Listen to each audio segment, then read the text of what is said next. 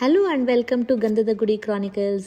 ಇವತ್ತಿನ ವಿಡಿಯೋನಲ್ಲಿ ನಾವು ಮಾಡ್ತಾ ಇರೋದು ಒಂದು ಪವರ್ ಬೂಸ್ಟರ್ ಚಿಕ್ ಪೀಸ್ ಸ್ವೀಟ್ ಪೊಟ್ಯಾಟೊ ಪ್ಯಾಟೀಸ್. ಇದು BLWಗೆ ಮಾಡಿಸಿದಂಥ ರೆಸಿಪಿ. ಮಕ್ಕಳಿಗೆ ಈಸಿಯಾದ ಒಂದು ಫಿಂಗರ್ ಫುಡ್ ಇದು. ಇದನ್ನು ಮಾಡೋದು ಹೇಗೆ ಅಂತ ನೋಡೋಣ ಬನ್ನಿ.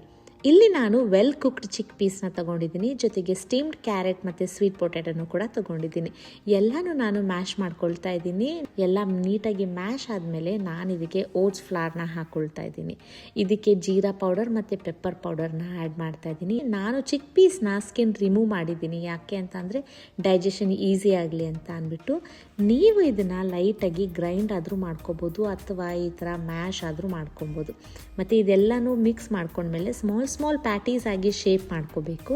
ಇದನ್ನು ನಾನು ಒಂದು ಐರನ್ ತವಾ ಮೇಲೆ ಗೀ ಹಾಕಿ ಎರಡೂ ಕಡೆ ಫ್ರೈ ಮಾಡ್ಕೊಳ್ತಾ ಇದ್ದೀನಿ. ಚೆನ್ನಾಗಿ ಕ್ರಿಸ್ಪಿಯಾಗಿ ಫ್ರೈ ಮಾಡ್ಕೋಬೇಕಂತ ಏನಿಲ್ಲ, ಬಿಕಾಸ್ ಎಲ್ಲ ವೆಜೀಸ್ ಆಲ್ರೆಡಿ ಸ್ಟೀಮ್ ಆಗಿ ಕುಕ್ ಆಗಿದೆ ನೀಟಾಗಿ. ಸೊ ಲೈಟಾಗಿ ಆ ಗೀ ಎಲ್ಲ ಇಡ್ಕೊಳ್ಳೋ ಹಾಗೆ ಲೈಟಾಗಿ ಫ್ರೈ ಮಾಡಿಕೊಂಡ್ರೆ ಸಾಕು. ಸಾಫ್ಟಾಗಿದ್ದಷ್ಟು ಮಕ್ಕಳಿಗೆ ತಿನ್ನೋದಕ್ಕೆ ತುಂಬ ಈಸಿ ಆಗುತ್ತೆ. ಇದನ್ನು ಕರ್ಡ್ ಜೊತೆ ಸರ್ವ್ ಮಾಡ್ತಾ ಇದ್ದೀನಿ, ಜೊತೆಗೆ ಕಿವಿ ಫ್ರೂಟ್ನು ಕೂಡ ಇಟ್ಟಿದ್ದೀನಿ.